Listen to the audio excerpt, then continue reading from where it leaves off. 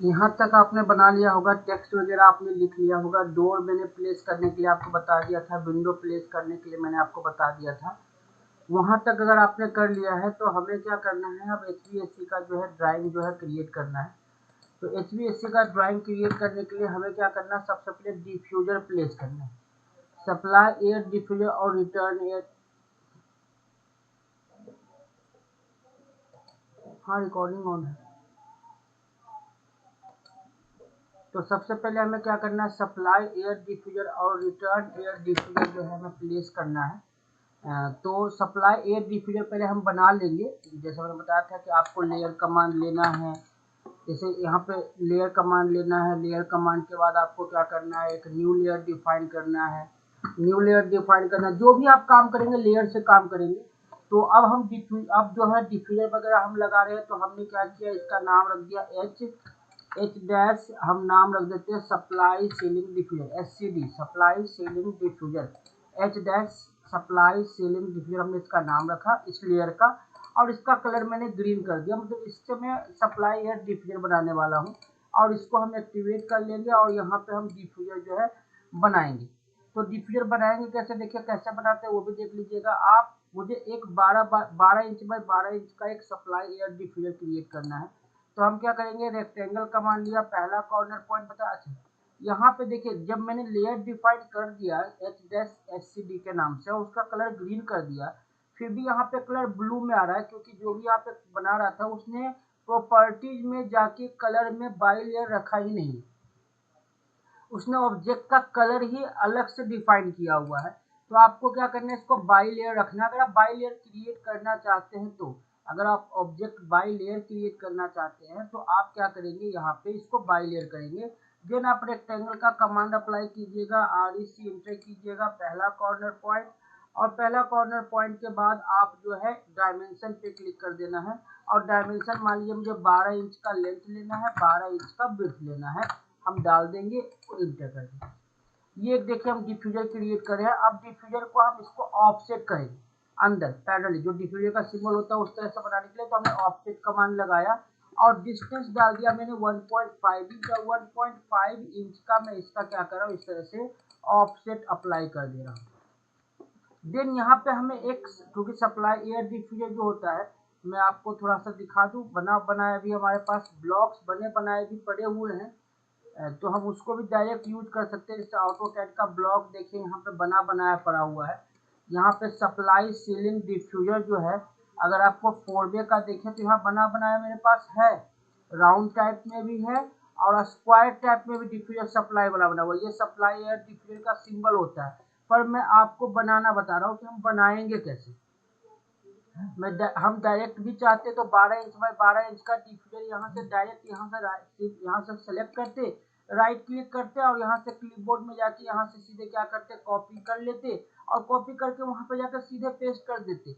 हमें बनाया बनाया सिंबल जो है नेट से हमने डाउनलोड कर रखा है, ये भी मैं आपको भेज दूंगा व्हाट्सएप पे। मैं आपको ये भेज दूंगा पूरा जो ब्लॉक्स बना हुआ है। और भी कई सारे फाइल्स है मेरे पास जो बाय डिफॉल्ट सिंबल के ब्लॉक्स बने हुए हैं, आप डायरेक्ट यूज करते हैं। आप कहीं पे आपको स्प्लिट यूनिट दिखाना तो स्प्लिट यूनिट बनाने की जरूरत नहीं है, ये वाला आप यूनिट लगा देंगे, स्प्लिट यूनिट का सिंबल है। पंप दिखाना तो ऐसे बने बनाए सिंबल ब्लॉक मेरे पास पड़े हुए हैं।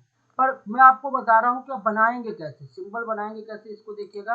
तो सप्लाई एयर डिफ्यूजर मुझे सिंबल यहाँ बनाना था, एरो बनाना है। मैं एरो पॉलीलाइन कमांड का यूज कर रहा हूँ, PL इंटर पॉलीलाइन कमांड का यूज किया। पॉलीलाइन का स्टार्ट पॉइंट मैंने यहाँ लिया और यहाँ से थोड़ा सा ट्रैक किया और यहाँ से मैं एक लाइन बनाता हूँ जिसका मैं विड्थ रखना चाहता हूँ। कितना मैं विड्थ रख देता हूँ, 0.5 इंच स्टार्टिंग का और 0.5 इंच एंडिंग का। मतलब यहाँ पे एक लाइन मेरा यहाँ पे बनेगा और इस लाइन की लंबाई में कर देता हूँ आपका 0.5 इंच, ठीक है। और फिर मुझे फिर से चेंज करना है ब्रिथ, तो मैंने ब्रिथ पे क्लिक किया। इस बार मुझे ब्रिथ रखना है 1 इंच स्टार्टिंग और 0 इंच एंडिंग रखना है और इसकी लंबाई मैंने कर दी मान लिया 1 इंच। इस तरह से मैंने एक एरो दिखा दिया। एरो कैसे बनाया आपको समझ आया होगा, पॉलीलाइन कमांड का यूज किया है। अब इसी को मैं एरे कमांड का यूज कर रहा हूँ। एरे एरे क्या करता है, मल्टीपल कॉपी करता है ऑब्जेक्ट को पैटर्न में, आप लोगों ने टूल पढ़ा हुआ है। AR इंटर किया, सेलेक्ट ऑब्जेक्ट किया, इंटर किया और पोलर एरे लगाएंगे क्योंकि सर्कुलर पैटर्न में इसको सेंटर मान के नंबर ऑफ ऑब्जेक्ट हमें 4 बनाना है, तो यहाँ पे आइटम में हम 4 क्लिक कर दिया। ये देखिए क्लोज एरे कर देंगे, यहाँ से हमारा ऑब्जेक्ट जो है क्रिएट हो जाएगा। ये अब सिंबल थोड़ा सा ना एरो हम बड़ा बना सकते थे, हमने ज्यादा इसकी लंबाई हम चेंज कर सकते थे। फिर से बना देता हूँ, थोड़ा सा हम इसको लंबा बना सकते थे, ज्यादा छोटा हमने बना दिया, कोई दिक्कत नहीं है। क्लियर इंटर कमांड लगाया, स्टार्ट पॉइंट बता दिया, स्टार्ट पॉइंट थोड़ा सा ट्रैक करेंगे, स्टार्ट पॉइंट बताएंगे, बिट पे क्लिक करेंगे, starting bit 0.5 inch, ending bit 0.5 inch, length डाल देता हूँ इसका 1 इंच, और फिर बिट पे क्लिक किया, स्टार्टिंग 1 इंच का बिट, एंडिंग 0 इंच का बिट, और इसका लेंथ डाल देता हूँ 2 इंच। इस तरीके से बना दिया। और इसी को क्या करेंगे, AR इंटर करके हम इसको एरे कमांड से पोलर एरे लेके आपको नंबर ऑफ ऑब्जेक्ट 4 क्रिएट करेंगे, क्लोज कर देंगे, बन जाएगा हमारा यहाँ पे। तो ये हमारा सप्लायर डिफ्यूजर, पर सिर्फ डिफ्यूजर ऐसे बनाना नहीं है, हमें इसको ब्लॉक में convert, as a symbol use करना है ना, तो एज ए सिंबल हमें इसको ब्लॉक में कन्वर्ट कर देना है। तो ब्लॉक कैसे क्रिएट करते हैं ये आपको बताया था। ब्लॉक बनाने के लिए कमांड होता है B+इंटर, और यहाँ पे नाम रखना, नाम मैंने रख दिया supply ceiling diffuser, supply ceiling diffuser मैंने इसका नाम रखा। पिक पॉइंट, बेस पॉइंट पूछ रहा है कि इसका जो आप ब्लॉक बना रहे हो उसको किस पॉइंट को आप बेस पॉइंट मानेंगे। तो हमने पिक पॉइंट पे क्लिक किया, और पिक पॉइंट पे क्लिक करके इंसर्ट, जहां भी बेस पॉइंट रखना उस पॉइंट पे क्लिक कर देना। मैं इसको सेंटर बेस पॉइंट मान रहा हूँ। देन सेलेक्ट ऑब्जेक्ट पे क्लिक करना है, ऑब्जेक्ट को सेलेक्ट करना है, देन इंटर करके 8 object select, convert to block, ठीक है, ओके कर देंगे। अब ये ब्लॉक में कन्वर्ट हो गया, मतलब इसको मैं डिलीट कर भी दूंगा यहाँ पे तो कोई दिक्कत नहीं है, क्योंकि यहाँ पे इस फाइल के अंदर इंसर्ट के अंदर आप यहाँ देखेंगे तो आपका एक ब्लॉक सप्लाई सीलिंग डिफ्यूजर के नाम से आ रहा है। इसको जब भी इंसर्ट करना होगा आई एंटर करके इंसर्ट कमांड से हम इसको अपने ड्राइंग में इंसर्ट कर लेंगे। एक मुझे रिटर्न एयर डिफ्यूजर बनाना है, सप्लाई एयर बना दिया है, रिटर्न बनाना है, तो हमने रिटर्न एयर के लिए कमांड लगाया, लेयर का कमांड लिया, न्यू लेयर के लिए हमने यहाँ पे क्लिक किया, और यहाँ पे मैं H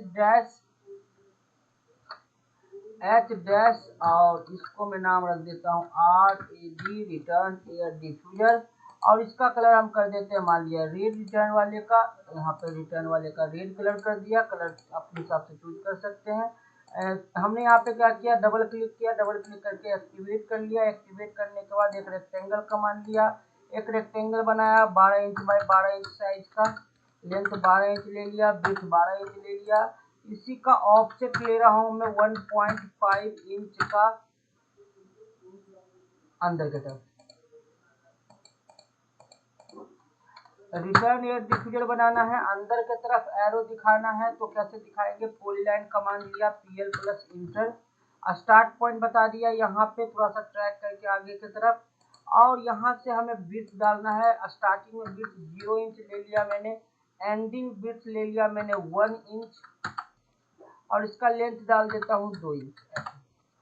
अब मैंने फिर से बिट्स पे क्लिक किया, starting bit 0.5 inch, ending bit 0.5 inch, और इसका लेंथ ले लिया मैंने 1 इंच। इस तरीके से बना के एरे कमांड अप्लाई किया, AR+इंटर, सेलेक्ट किया, इंटर किया, पोलर पे क्लिक करेंगे, सेंटर पॉइंट बताएंगे, और नंबर ऑफ ऑब्जेक्ट जितना भी बनाना है आप उतना यहाँ पे डाल देंगे। तो आपका ये इस तरीके से जो है रिटर्न एयर डिफ्यूजर का सिंबल हो जाएगा।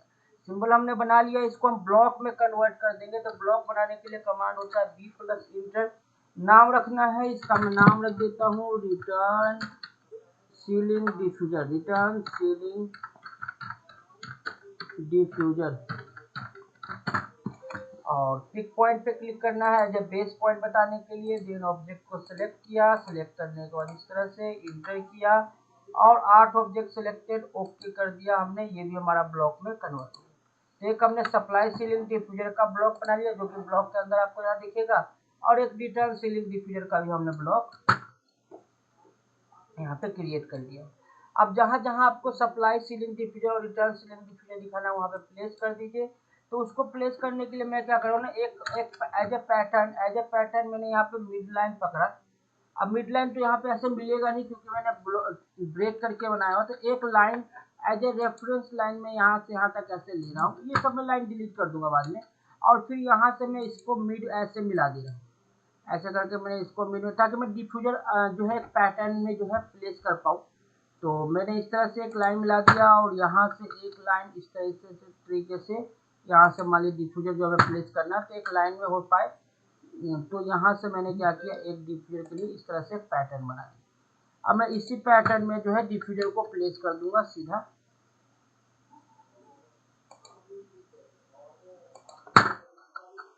ऐसे। तो मुझे इसी लाइन को पैटर्न एज ए पैटर्न जो है मुझे प्लेस करना है। तो मैं पहले एक सप्लाई का एक रिटर्न का डिफ्यूजर प्लेस कर देता हूँ। इंसर्ट कमांड लगाना है आपको, सप्लाई सीलिंग डिफ्यूजर प्लेस करना है। सप्लाई सीलिंग डिफ्यूजर ये रहा, ओके करना है। और जहाँ पे प्लेस करना है एज ए बेस पॉइंट, मैं इसको यहाँ पे प्लेस करना चाहता हूँ। इस तरीके से हम क्या करेंगे, इसको प्लेस कर देंगे सप्लाई से। अब ये पता नहीं ये सही बैठा है, सही बैठा है। इस तरीके सप्लाई सीलिंग डिफ्यूजर एक हमने यहाँ पे प्लेस कर दिया। वैसे ही एक इंसर्ट कमांड लगा के एक सप्लाई सीलिंग डिफ्यूजर हमने मान ली इस रूम में यहाँ पे प्लेस कर दिया।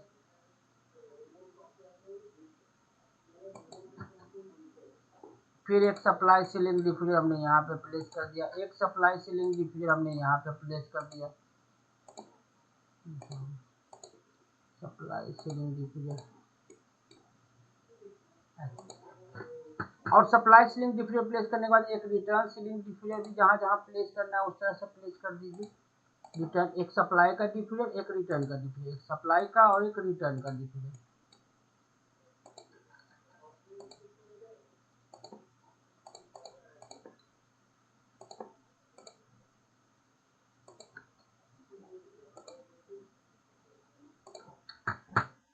इस पैटर्न को आप चाहें तो आप इस तरह से सेलेक्ट करके आप डिलीट कर लीजिए, इसका काम हो गया।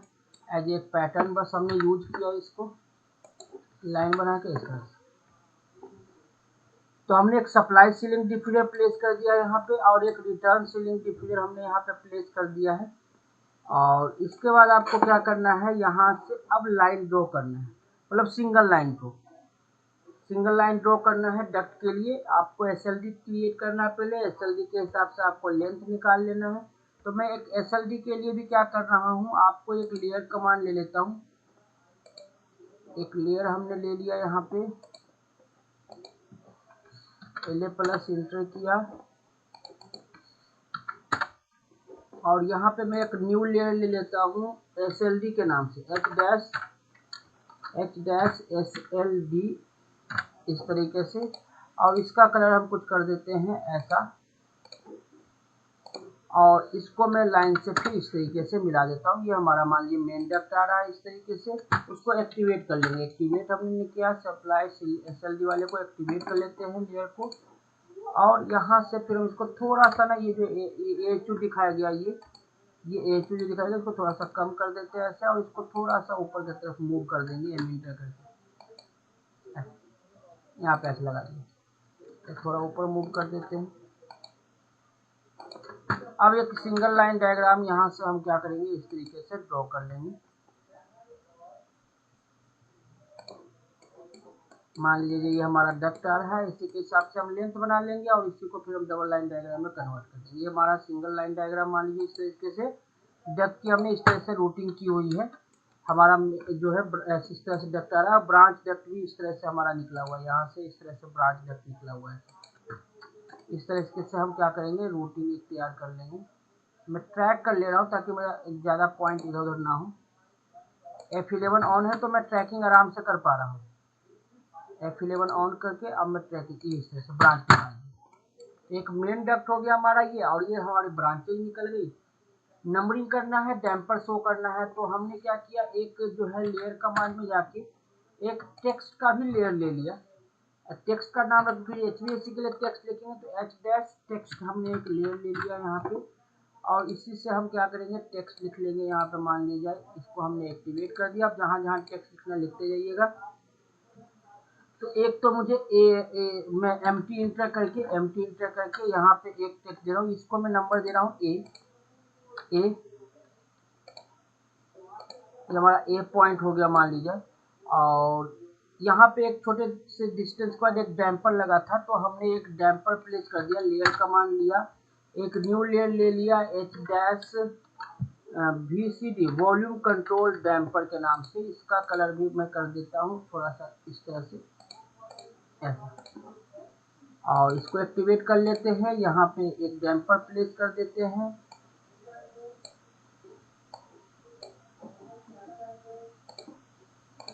सिंगल लाइन डायग्राम में जो हम डैम्पर प्लेस करेंगे तो कुछ इस तरह का हम सिंबल एल जैसा सिंबल बना देते हैं। ये डैम्पर का सिंबल होता है।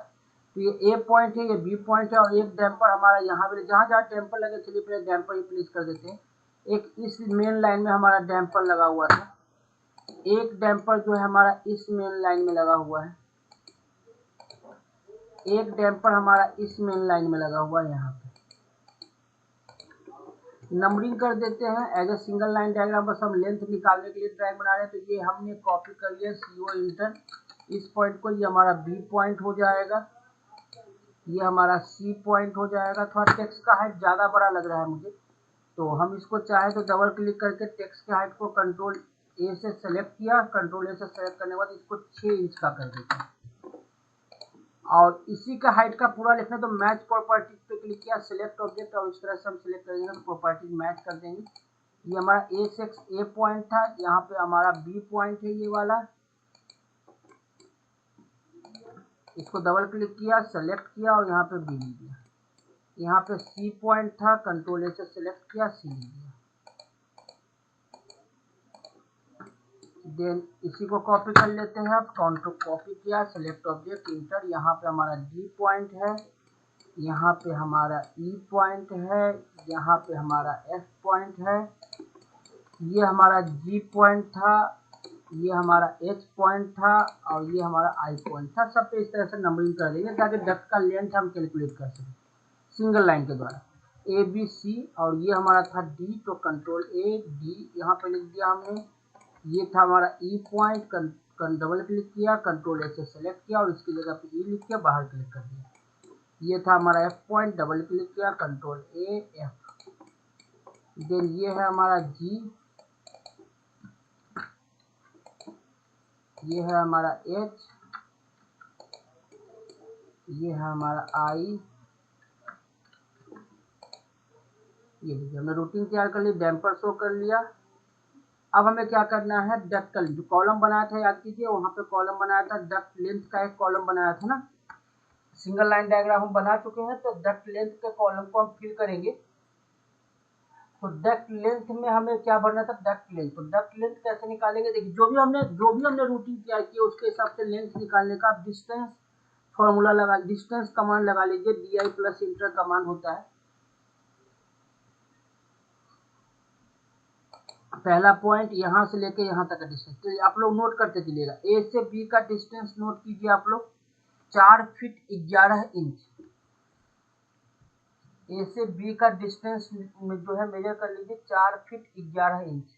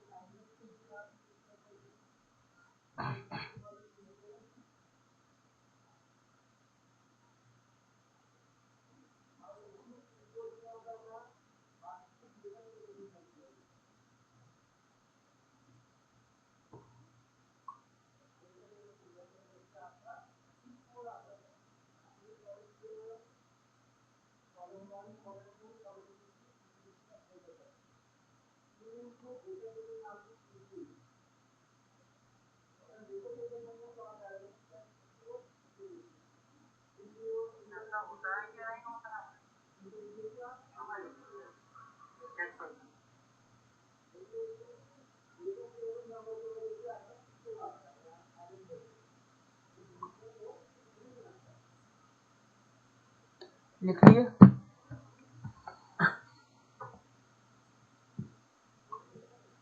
देन इसी में फिर आप B से C का लेंथ निकालेंगे, डिस्टेंस कमांड लगाएंगे, पहला पॉइंट बताएंगे और क्योंकि यहाँ पे मल्टीपल पॉइंट्स का डिस्टेंस मेजर करना है तो मल्टीपल पॉइंट पे क्लिक कर लीजिएगा। यहाँ से यहाँ तक का डिस्टेंस मेजर करना है, फिर यहाँ से यहाँ तक का भी डिस्टेंस मेजर करना है। तो टोटल डिस्टेंस जो आपका आ रहा है वो 9 फीट 9 इंच आ रहा है। बी से सी का जो टोटल लेंथ आ रहा है वो 9 फीट 9 इंच आ रहा है।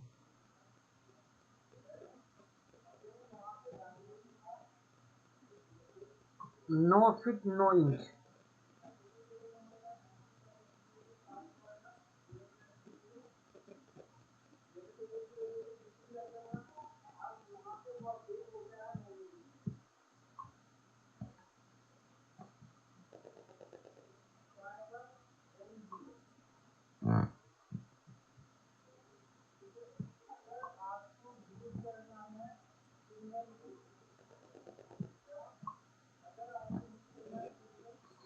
देन सी से डी डिस्टेंस का मान लगाएंगे। सी से डी का लेंथ यहाँ से मेजर करना है, डी आई इंटर पहला पॉइंट।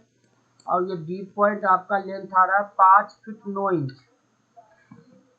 5 feet 9 inch.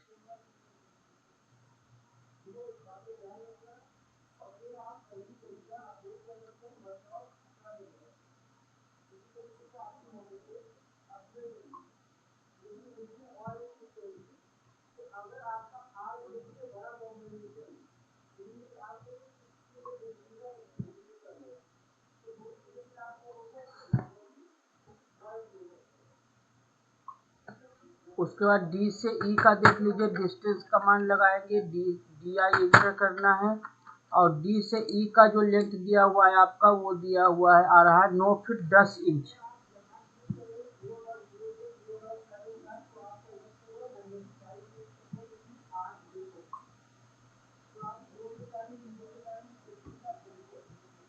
नौ फीट 10 इंच।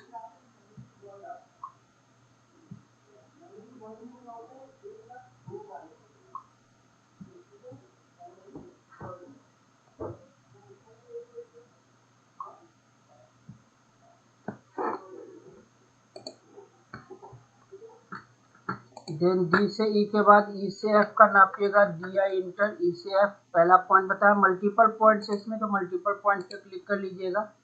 यहाँ से यहाँ तक मेजर कर लिया और फिर यहाँ से डी आई इंटर यहाँ से मल्टीपल पॉइंट्स पे क्लिक करना है, यहाँ से यहाँ तक और फिर यहाँ से यहाँ तक ऐसे। टोटल आ रहा है 12 फीट 4 इंच। ई से एफ का आ रहा है 12 फीट 4 इंच।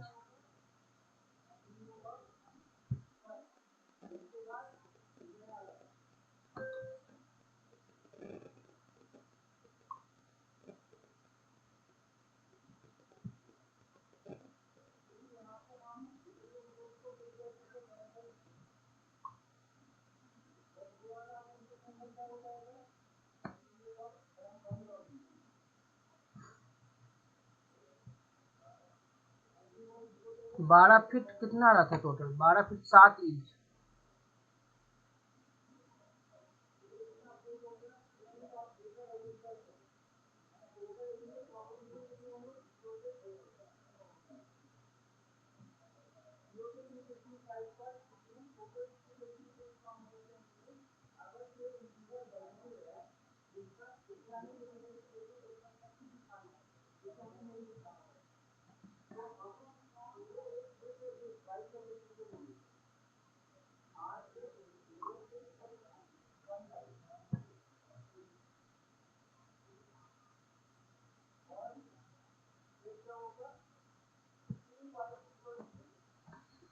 ब्रांच वाला निकाल लीजिए, डिस्टेंस का मान लगाइए, डी आई इंटर और यहाँ से सी से जी का लेंथ लिख लीजिए 5 feet 10 inch.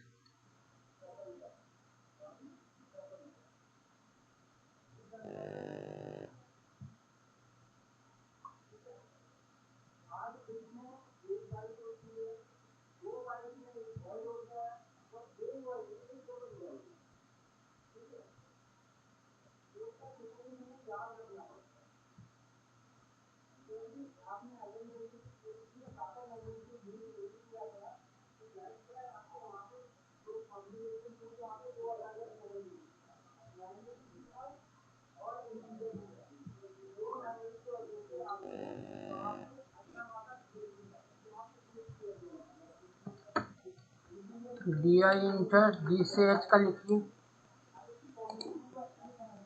6 feet 1 inch.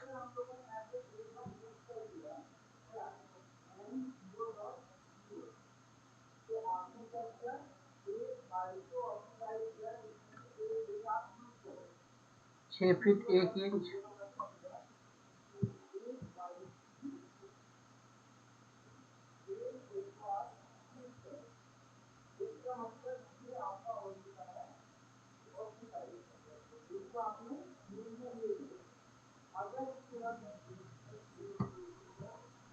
Then D I enter करके ई से आई का लेंथ लिख लीजिए। ई का आई का लेंथ लिखिए आप 5 फीट 11 इंच।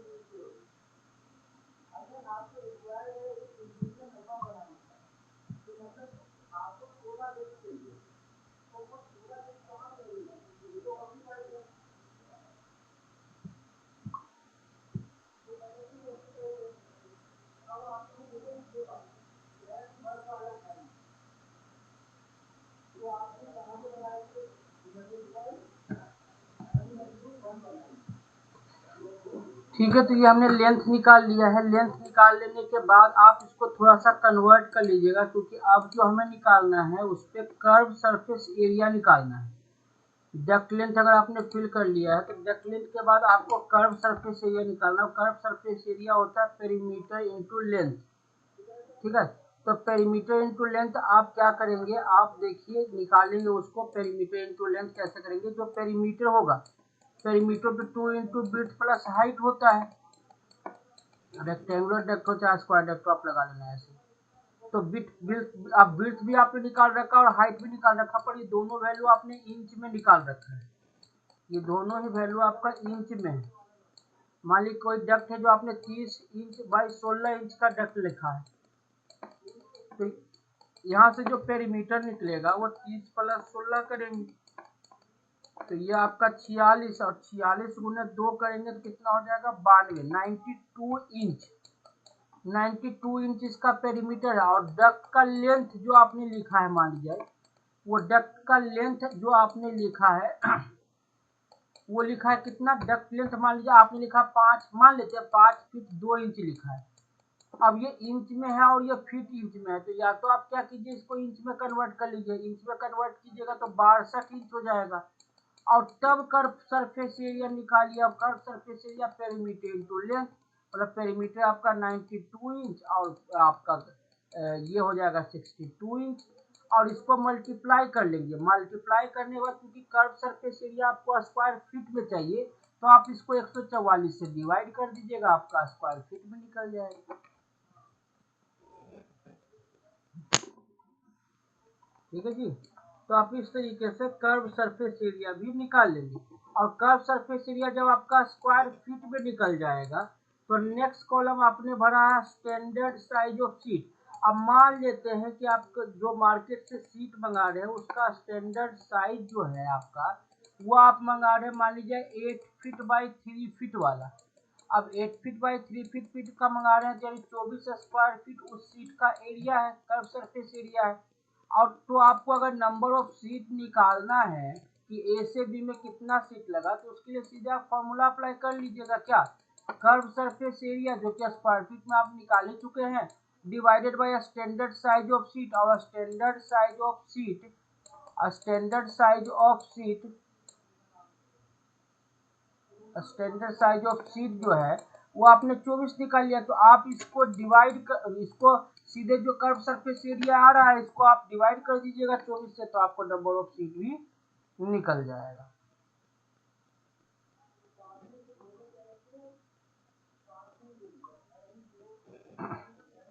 बताइए, यहाँ तक हो जाएगा अब आपका।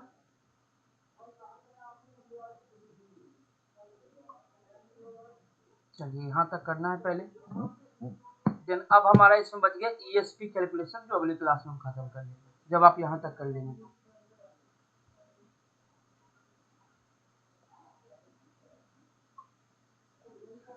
वीडियो में आपको भेज देता हूँ।